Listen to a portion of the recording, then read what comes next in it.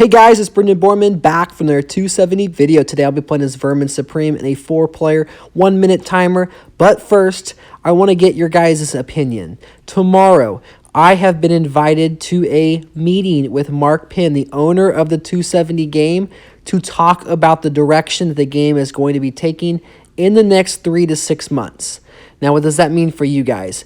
I would like you guys to like this video, and please comment whatever you would like to see the game go in the next 3 to 6 months. There can be stupid suggestions that you guys have. There could be really great suggestions, which I hope you have lots of. Maybe it's historical maps. Maybe it's that the shop gets an overhaul and you can actually search for candidates. You know, I do know there are bugs.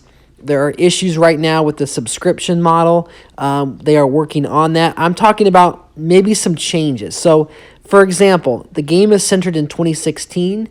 When are we going to have census data updated? When are we going to be able to play as a 2020 map? Maybe the swing states might change, different things like that. So if I could have you guys in the comment section below list your top 3 or top 5 changes you would like to see 270 make in the next 3 to 6 months, I will forward that information to the owner of the game himself. Now, onto the video. I decided to go into national groups. I opened up in the women's movement and youth vote, and I decided not to spend. This is definitely a hard game because I'm making an effort not to skip the video. So I actually have to sit through the entire roll of where all these states were invested in. That doesn't leave me much time at all. Now, no one's gone into Texas or California quite yet, and Barack Obama just finally opened up in the town and gown with Minnesota and Utah. So he will likely get the town and gown bonus. He does have a secure position in New York, and so what I'm going to do is open up into the oil and gas states of Wyoming, New Mexico, Colorado, and Louisiana to pair with Texas. That $176,000 will roll over to the next turn. Plus, I will have a small bonus because I do have a penalty in the oil and gas state group, but that will still net me about $60,000 per turn. From there, as you can see, if you look at the Midwest, Illinois, Wisconsin, North Carolina, Pennsylvania, they are all already occupied. So it's going to be difficult for me to get that manufacturing bonus. But what I can do is put some pressure and make a Ted Cruz or make a Richard Nixon just slightly overspend. Now, I need to keep an eye on Barack Obama. Hopefully he stays out of California for a couple turns, and I can let my oil and gas money save up. I could have chosen to enter into California, but because he is going to go ahead and spend in labor and environment and defend that national group, that does buy me at least one more turn where I do not have to invest into California. Now, you may disagree with me on that. He may beat me to the punch, and that's okay. I could then go for a quick ballot, but I've decided to just kind of low spend, put some token pressure, and look at Ted Cruz. He is just maxing out those states, and there is a little bit of pressure in New York, so that will help for the time being where Barack Obama is not going to be able to spread out. He'll have to defend. So let's go ahead and put one pip into California, and from there, we'll just go ahead and wait. That will allow me to go ahead and get that Latino bonus as well as the oil bonus, which I already have, and the agriculture bonus. So I am just a hair short in export. I possibly should have opened up into Washington and Oregon, but that's okay. I'm not too worried about it. Maybe I could pressure a state like, Arizona, because Nixon will likely be out.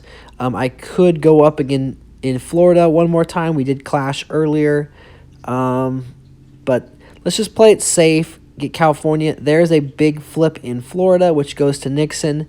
I don't think, that's not going to flip the swing state bonus away because he still has Wisconsin, Ohio, Pennsylvania, Virginia, and North Carolina.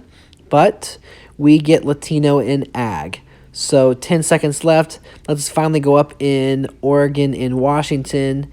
Go ahead and pressure in Michigan, just so we can go ahead and make him overspend one more time, and also so we can get that export bonus. Export is an underrated bonus, but it's usually not so prevalent in 1v1, but in multiplayer, it can definitely help. But at this point, I'm about 2 turns away from maybe pushing a ballot at least, letting these guys lock in their states. I'm not facing any pressure, and there is a forfeit from Corey Zimitz and Richard Nixon. So not a surprise. Quickly going to get my export bonus in before the timer runs out on turn number 11. And if you look at the map, it's a pretty straightforward Barack Obama town and gown spread out game versus a Midwest game of swing states and manufacturing. However, I do have control of 2 of the big 4, and I do have pressure in Florida. I could pressure New York, but at this point there's not really any need to because he's already spent really high up in that state. So I could maybe just try to steal Arizona, which is blocked. Virginia, there was a clash.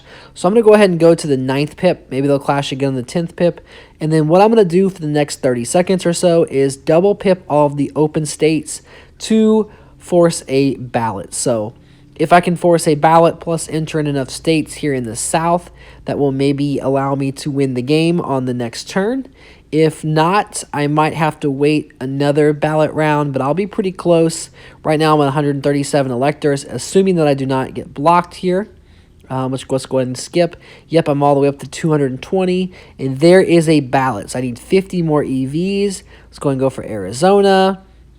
Let's see, Alabama, Georgia all the way, which is against Cruz. Everyone else is against Barack Obama.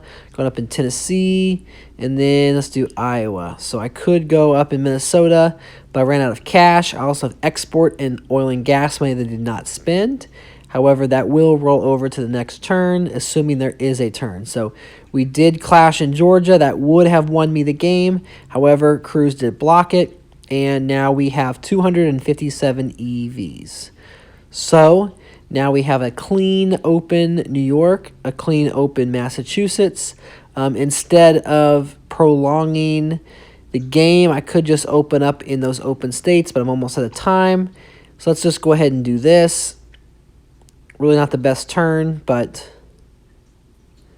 that's okay. We do lock Colorado. 280, so at least we're over 270.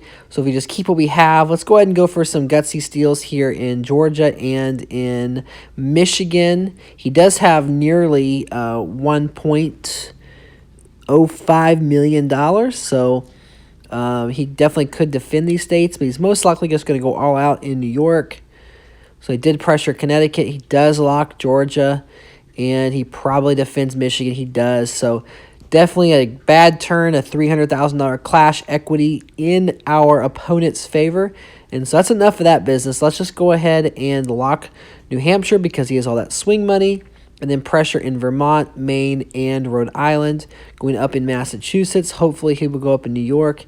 And that will force us a ballot. So he did. There's the ballot. And so we have New Hampshire being locked. And then I can go ahead and go up in some of these 1 EV states like North Dakota, like Michigan. And that should do it. I'm going to go ahead and go for some steals on 4 pips in these town and gown states. I'm also going to try to go up in New York. If I can go down in Connecticut, I can also go up in New York. So let's go ahead and submit that. And turn number 18, here is the ballot round. Don't forget, guys, to like this video and please comment what you would like to see the direction of the game going into the next 3 to 6 months. And together we can make 270 great again. Wait, where have you heard that before? Together we can make 270 the best political game on the marketplace. That's a little bit better. Anyway, congratulations to me. Good luck to everyone who plays me in the future. And it's been a long day. Until next time, this is Brendan Borman, and I'll catch you guys in the next 270 video.